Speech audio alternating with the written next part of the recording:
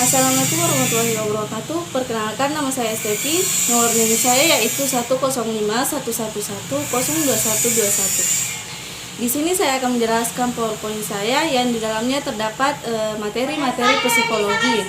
Yang pertama ada emosi, stres, dan adaptasi. Yang kedua, proses berpikir dan penyelesaian masalah. Yang ketiga, konsep belajar. Yang keempat, intelijensi dan kreativitas. Yang kelima, gangguan perilaku. Yang terakhir adalah pembentukan sikap. Materi pertama, emosi, stres, dan adaptasi. Sebelumnya, apa sih emosi itu? Jadi, emosi adalah manifestasi perasaan yang disertai gejala fisiologis karena ada peristiwa yang menimpanya. Ciri-ciri emosi terbagi atas dua, yaitu emosi anak dan emosi orang dewasa. Emosi anak, contohnya yang pertama, berlangsung singkat dan berpikir tiba-tiba. Yang kedua, terlihat lebih hebat dan kuat. Yang ketiga, bersifat dekat dan sementara. Yang keempat, lebih sering terjadi. Dan yang kelima, dapat diketahui dengan jelas dari tingkah lakunya. Lanjut, ciri-ciri emosi orang dewasa yaitu yang pertama, berlangsung lama dan berpikir lambat. Yang kedua, tidak terlihat hebat dan kuat. Yang ketiga, lebih mendalam dan lama. Yang keempat, jarang terjadi. Dan yang kelima, sulit diketahui. Komponen emosi. Menurut Atkinson RLDKK, komponen emosi terdiri atas yang pertama, ada respon atau reaksi tubuh internal. Yang kedua, keyakinan atau penilaian kognitif bahwa telah terjadi keadaan positif atau negatif. Yang ketiga, reaksi terhadap emosi. Lanjut, fungsi emosi. Yang pertama ada survival, yang kedua energizer, yang ketiga messenger. Adapun jenis emosi yaitu emosi positif dan emosi negatif.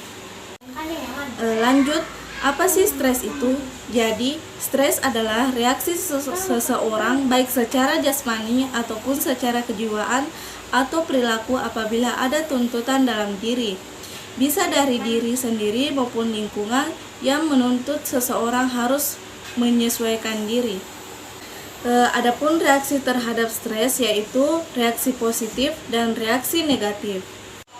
Jadi, penyebab stres ini biasanya timbul karena terjadi perubahan antara lain. Misalnya di rumah tangga, pekerjaan, tanggung jawab, kesehatan, keuangan, hubungan dan lingkungan, dan lain-lain.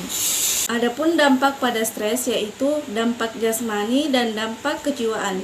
Contoh dampak jasmani yaitu sakit perut, dan contoh dampak kejiwaan yaitu sulit memusatkan pikiran atau perhatian.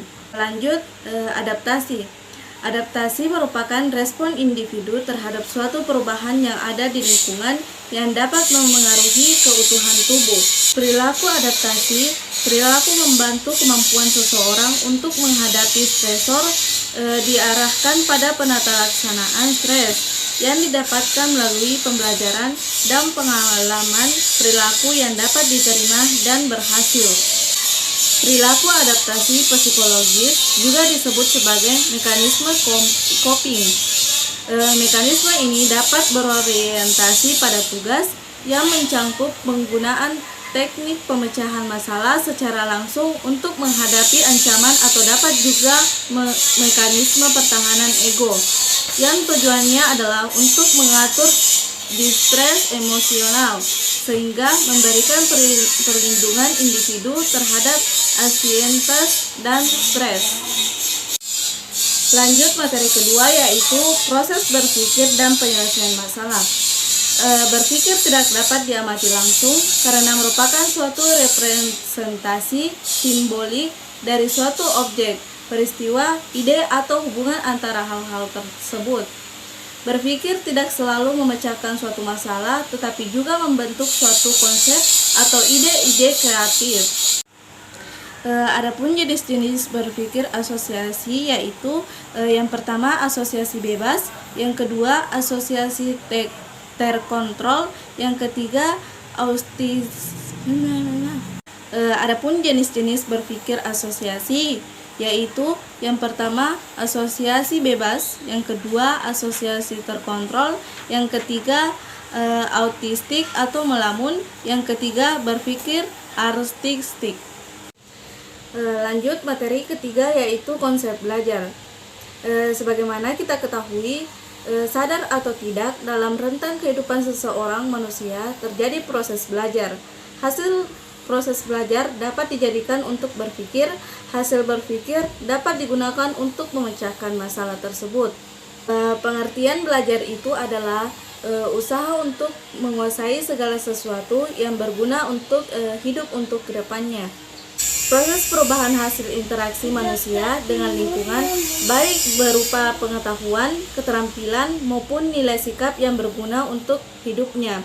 Tidak semua perubahan merupakan hasil belajar, karena perubahan hasil belajar harus bersifat konstan dan menetap. Proses belajar dapat berlangsung dengan disertai kesadaran dan intens. Adapun teori-teori belajar yaitu teori pendekatan eksperimental dan teori belajar asosiasi. Lanjut materi keempat yaitu intelijensi dan kreativitas. Apa sih intelijensi itu?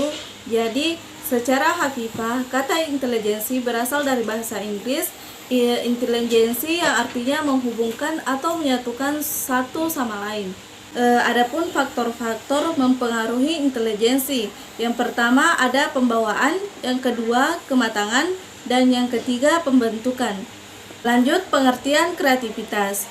Kreativitas adalah suatu kemampuan untuk memecahkan masalah yang memberikan individu menciptakan ide-ide asli. Adapun karakteristik individu yang mendukung kreativitas, di antaranya yaitu kesadaran dan kepekaan, memori, kelancaran, fleksibilitas, dan disiplin keteguhan diri.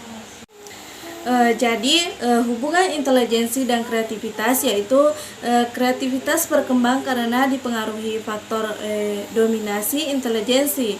Orang yang kreatif umumnya memiliki tingkat intelijensi yang tinggi atau orang yang intelijensinya tinggi umumnya memiliki kreativitas yang tinggi pula. Adapun faktor yang mempengaruhi intelijensi dan kreativitas, di antaranya yaitu faktor intrinsik dan faktor ekstrinsik. Lanjut materi kelima yaitu gangguan perilaku. Apa sih gangguan perilaku itu? Jadi gangguan perilaku adalah gangguan perilaku masa kanak-kanak yang ditandai oleh aktivitas negatif dan destruktif yang menyebabkan gangguan pada lingkungan alami anak seperti rumah, sekolah, atau lingkungan. Adapun karakteristik gangguan perilaku diantaranya yaitu karakteristik belajar intelijensi, karakteristik gangguan, dan karakteristik perilaku. Faktor-faktor mempengaruhi gangguan perilaku diantaranya yaitu memiliki kelalaian pada struktur otak atau komposisi kimia di dalam otak, menghabiskan masa kecil di dalam kehidupan keluarga yang tidak harmonis, memiliki perasaan sering diabaikan sejak masa kanak-kanak, memiliki tingkat pendidikan yang rendah, menjalani hidup di tengah keluarga yang mengalami kesulitan ekonomi, mengalami pelecehan sejak masa kanak-kanak, baik secara verbal maupun fisik. Lanjut materi ke-6 yaitu pembentukan sikap. Apa sih pembentukan sikap itu?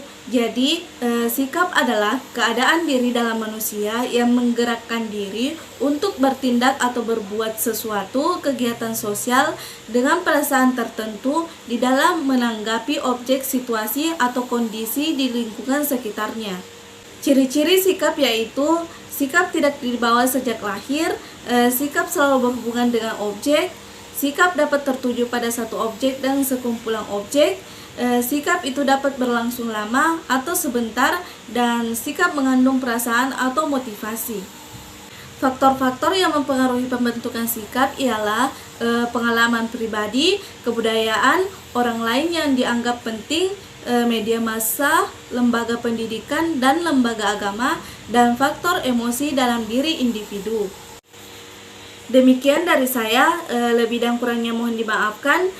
Jika ada kelebihan itu datangnya dari Allah Subhanahu wa taala, dan jika ada kekurangan itu datangnya dari diri saya sendiri. Wassalamualaikum warahmatullahi wabarakatuh.